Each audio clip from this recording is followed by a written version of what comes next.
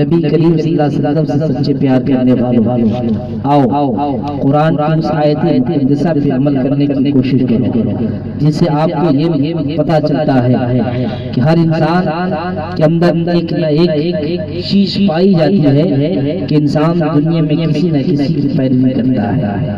ایک انسان یہ سمجھ لینے کی کوشش کرے، اگر کوئی کرکٹ کے میدان میں جاتا ہے تو کوئی سچن تندولکر کا ڈپلیکیٹ کرتا ہے، کوئی کسی دوسرے کھلاڑی کا ڈپلیکیٹ کرتا ہے، کوئی اور کسی دنیا میں جاتا ہے تو کسی دوسرے کا ڈپلیکیٹ کرتا ہے۔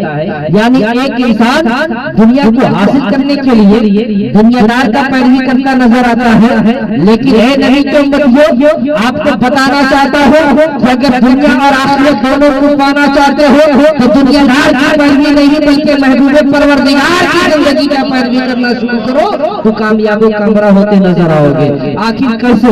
آؤ، ایک انسان دنیا میں جو ہے اپنے بیٹے سے بے پناہ پیار کرتا ہے، اپنے باپ سے بے پناہ پیار کرتا ہے، رشتہ داروں سے بے پناہ پیار کرتا ہے، لیکن اس کا فائدہ کیا ملتا ہے؟ جب جانے والا دنیا چھوڑ کے چلا جا رہا ہے، وہی بیٹا ہے جس کے لیے باپ نے مسجد میں جانا بند کر دیا تھا، بیٹے کی پرورش کے لیے اپنی پیشانی کو رب کی بارگاہ میں جھکانا چھوڑ دیا تھا، جب مال و دولت زیادہ ہو گئے بال بچوں کی محبت میں زکات دینا بند کر دیا تھا، یعنی یہ سوچ کر کے زکات دیتا تھا کہیں دولت میں کمی نہ آ جائے، میرے بیٹے کے حصے میں کمی پڑ جائے گا، یعنی اندازہ کرنے کی کوشش کرے۔ جب رمضان کا مہینہ آتا تھا رب کی طرف سے حکم ہوتا تھا، اے میرے بندو سال میں تجھے 12 مہینہ دیتا ہے، 11 مہینہ خوب کھاؤ، لیکن ایک مہینہ میری رضا کے لیے رمضان کا روزہ رکھو تو فائدہ یہ ہوگا کہ نمازی نماز پڑھتا ہے اس کے بدلے میں جنت ملے گی۔ اگر ایک انسان حج کرنے والا حج کرتا ہے،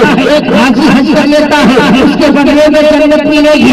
ایک مالدار انسان زکات دے دیتا ہے اس کے بدلے میں جنت ملنے کی بشارت دی جاتی ہے، لیکن اے میرے بندو اگر رمضان کا مہینہ مل جائے، رمضان کا روزہ رکھ لینا تو جنت دینے کی بات نہیں کرتا ہے بلکہ صحابہ جنت کو تیرا ہو جائے گا۔ اندازہ کرنے کی کوشش کریں، ایک انسان یہ بھی جان رہا ہے کہ رمضان کا روزہ رکھو گے، حدیث قدسی ہے کیا صوم لی وانا اجزا نہیں، روزہ میرے لیے ہے اور اس کی جزا میں ہوں۔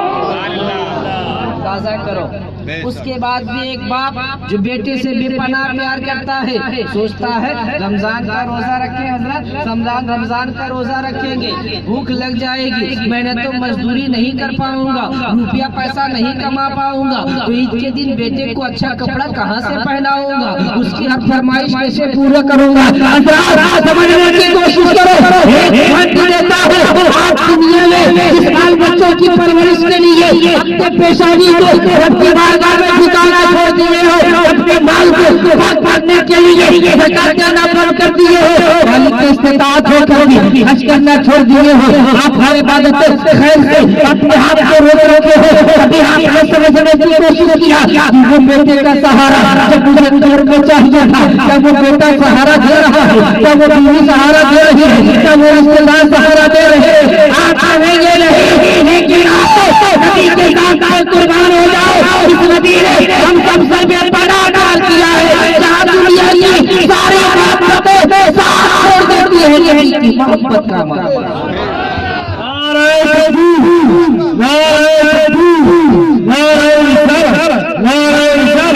مسلک اعلیٰ حضرت، مسلک اعلیٰ حضرت، جشن نعرہ تکبیر، نعرہ رسالت۔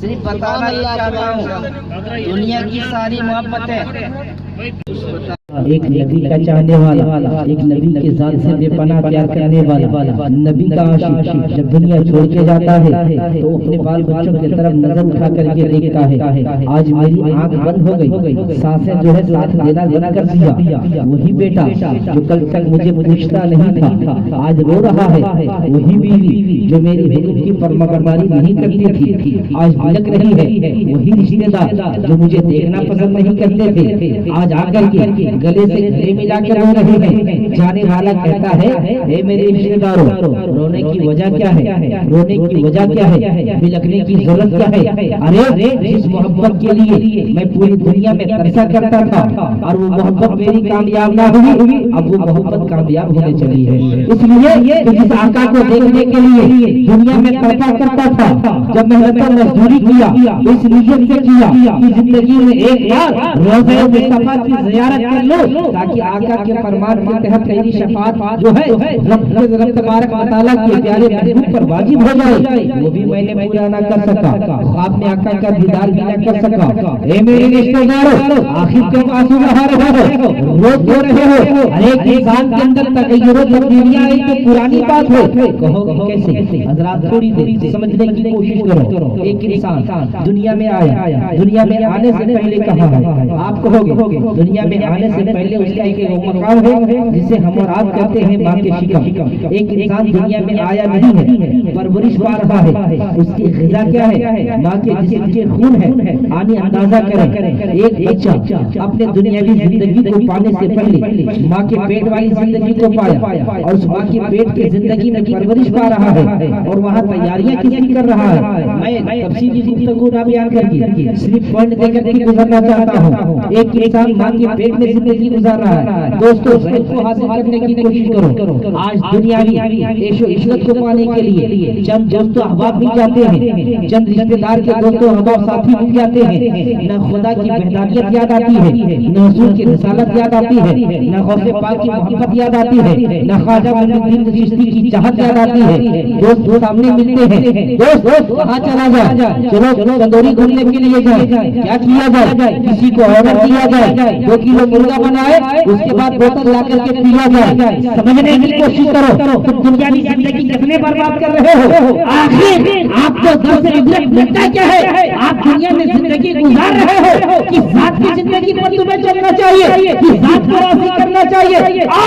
بتانا چاہتا ہوں ذمہ دار علماء کرام بیٹھے ہوئے ہیں، ان کے حوالے سے آپ تک پہنچنا چاہتا ہوں. ایک انسان دنیا میں نہیں آیا ہے، دنیا میں آنے سے پہلے نہیں کہا آپ سے پوچھو، آپ کہیں گے ماں کے پیٹ میں. ان سے پوچھو کہیں گے ماں کے پیٹ میں. حضرت سے پوچھو کہیں گے ماں کے پیٹ میں. میں بھی پوچھنا چاہتا ہوں مولانا جب صاحب ایک انسان ماں کے پیٹ میں پرورش پا رہا ہے تو کیا رب نے اسے ڈائریکٹ ماں کے شکم میں بھیج دیا کہ اس سے پہلے بھی کہیں تھا؟ حضرت کہیں گے نہیں، اس سے پہلے کہیں تھا. کہاں تھا؟ وہ باپ کے سلب میں تھا، باپ کے سلب میں تھا. اس سے پہلے وہ کہاں تھا؟ اس کی روح عالم ارواح میں تھی. ایک انسان دنیا میں آ رہا ہے، تغیر و تبدیلیاں پائی دکھائی دے رہی ہے. پہلے عالم ارواح میں ہے. رب نے سارے روحوں کو اکٹھا ایک جگہ پیدا کیا. رب نے اپنے تمام روحوں سے کہا کیا میں تمہارا رب نہیں ہوں؟ الستا بھی ربی کو کیا میں تمہارا رب نہیں ہوں؟ تمام روحوں نے کہا بلا کیوں نہیں تم میرا رب ہو. رب نے روحوں سے کہا تھا اے میرے بندے کے روح میں تجھے دنیا میں انسانی شکل و صورت لے کر کے بھیجنا چاہوں گا، لیکن بڑی قیمتی چیز تمہیں دے کر کے بھیجوں گا. آپ کہو کہ کیسے؟ آؤ ایک باتیں بتا دو. حضرت موسیٰ علیہ نبی آنا کی ذات ہے.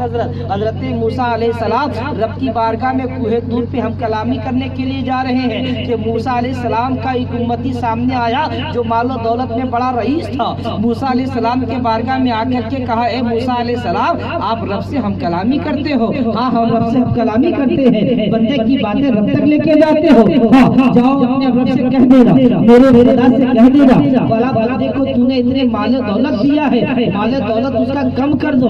ایسا نہ ہو وہ تیرا بندہ دولت کی محبت میں آ کر کے تیرا نافرمان بن جائے.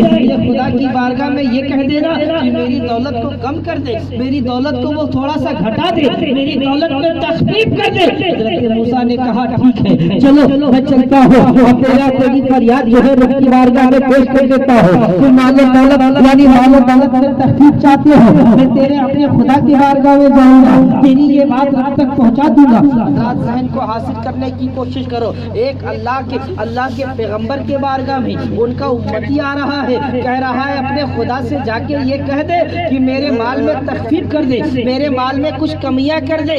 آج ہم اور آپ کیا چاہتے ہو؟ اب کرو مائک بند کر دو نا، سنو نا سر. ہم اور آپ چاہتے کیا ہو؟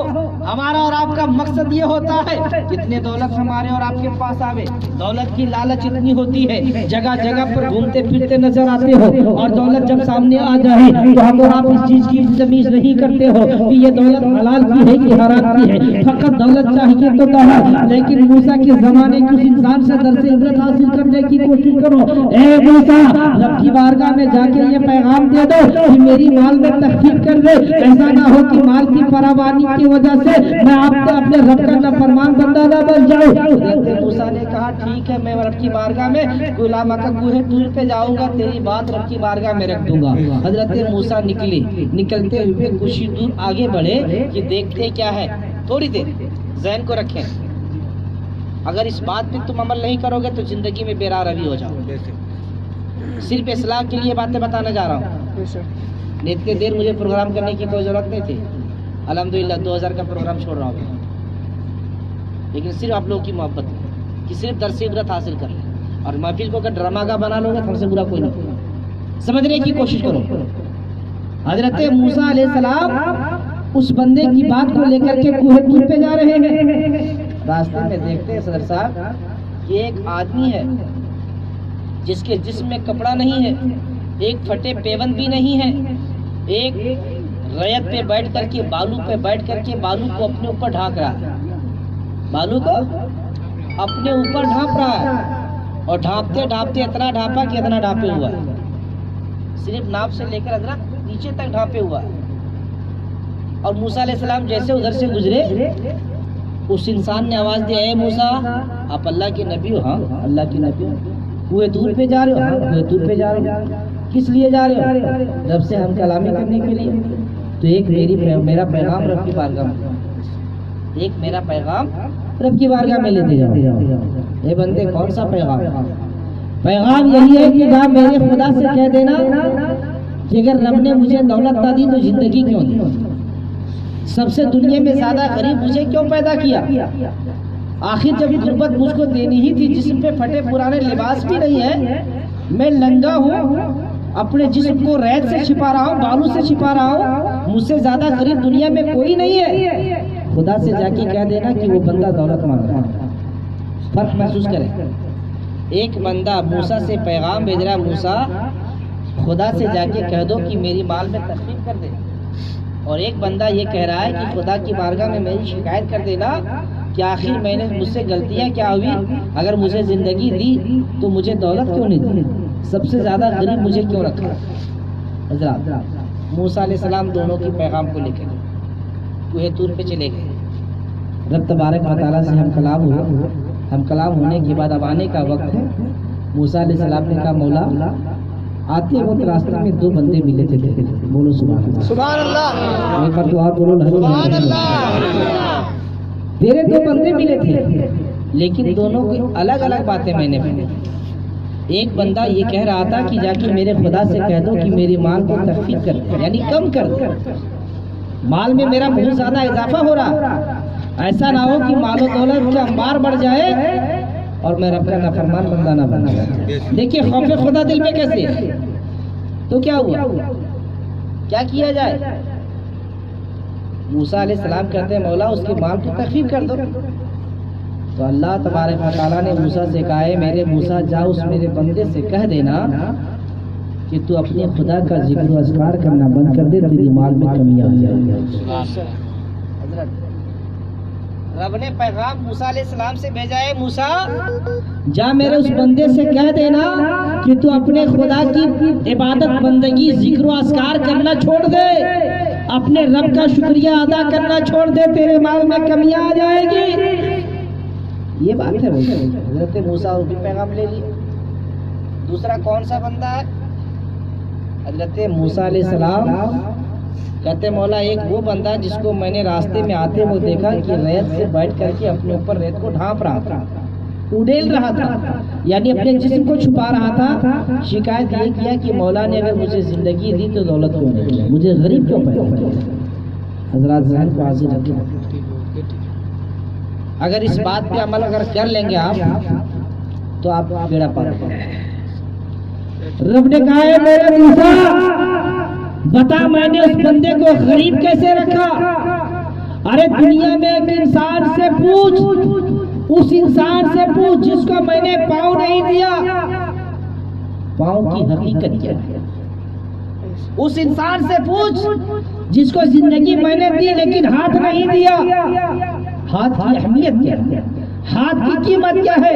ایک ہاتھ والے سے پوچھو گے کہ ہاتھ کی قیمت کیا ہے کبھی نہیں بتا سکتا، ایک بغیر ہاتھ والے سے پوچھو کہ ہاتھ کی قیمت کیا ہے تب وہ بتائے گا۔ اے موسیٰ میرے اس بندے سے جا کے پوچھنا کہ رب نے تجھے کیا نہیں دیا؟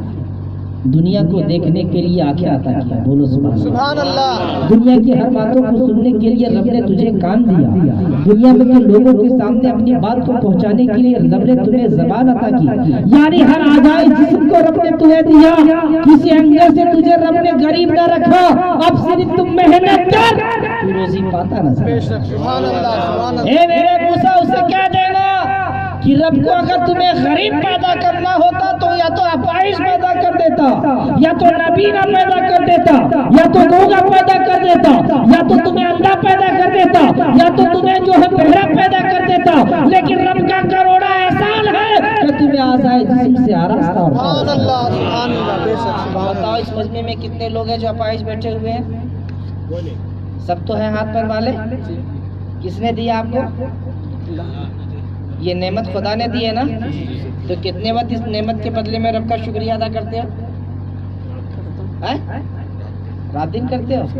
5 وقت مسجد میں بلاوا آتی ہے، ایک بھی وقت نہیں جاتے ہو کرتے ہو؟ رات دن کرتے ہو؟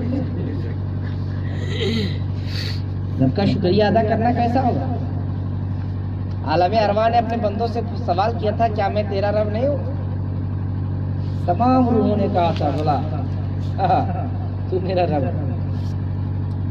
رب نے کہا بندے دنیا میں تجھے بھیجنا چاہتا ہوں، دنیا میں جو چیز کی ضرورت تمہیں پڑے گی سب میں تمہیں سبحان اللہ۔ کیا نہیں دیا؟ پاؤں تو دیا نا، یہ رب کا احسان نہیں ہے کیا؟ ہاتھ عطا کیا نا، یہ رب کا احسان نہیں ہے کیا؟ زبانیں دی نا، یہ رب کا احسان نہیں ہے کیا؟ آنکھ عطا کیا، کان عطا، ساری چیزیں آپ کو رب نے دیا، یہ رب کا احسان ہے کہ نہیں؟ رہنے کے لیے گھر کی ضرورت ہے، رب نے عطا کیا کہ نہیں؟ کیا آپ درختوں کے نیچے رہتے ہو؟ چلنے کے لیے زمین کی ضرورت ہے، رب نے زمین بھی عطا کیا۔ جسم کو چھپانے کے لیے کپڑے کی ضرورت ہے، رب نے وہ بھی عطا کیا۔ اے بندو رب نے تم سے وعدہ کیا میں تجھے سب کچھ دوں گا، رب نے عطا کیا۔ آپ بھی تو رب سے وعدہ کیے تھے مولا دنیا میں بھیج کے دیکھ بھیج کے دنیا میں بھیجاؤں گا نا تو میں تیرا شکریہ ادا کروں گا۔ نمازیں پڑھوں گا، کتنے وقت نماز پڑھتے ہو؟ کتنے وقت رب کی پاکی بیان کرتے ہو؟ 70 بھائی سے پوچھ بیٹھو کہ اللہ کی یہ ساری نعمتیں آپ کو ملی ہے، اس کے شکریہ کتنے وقت ادا کرتے ہو؟ چپ لگا لگا۔ یہ جناب بھائی سے میں پوچھ بیٹھوں، بڑکی ٹاڑ کیا نا، ان سے پوچھ بیٹھوں کہ اللہ نے آزائے جسم آپ کو عطا کیا، اس کا شکریہ کتنے بار ادا کرتے ہو؟ صرف دولت کے پیچھے بھاگتے ہو۔ موسیٰ کے اس امت سے آپ درس عبرت حاصل کرو جس موسیٰ کے امت کے رات و دن رب کی بندگی کرتا نظر آیا، رب کا شکریہ ادا کرتا نظر آیا۔ رب نے اتنی دولتیں عطا کی کہ وہ رب کی بارگاہ میں اپنی دولت کی تخلیق کی دعائیں بھی۔ اگر تم دنیا اور آخرت کی فلاح چاہتے ہو، دنیا و آخرت میں کامیابی چاہتے ہو تو اپنے رب کا شکریہ ادا کرو۔ بے شک سبحان اللہ۔ رب تبارک و تعالیٰ کی بندگی کرنا شروع کرو تم کامیاب ہو۔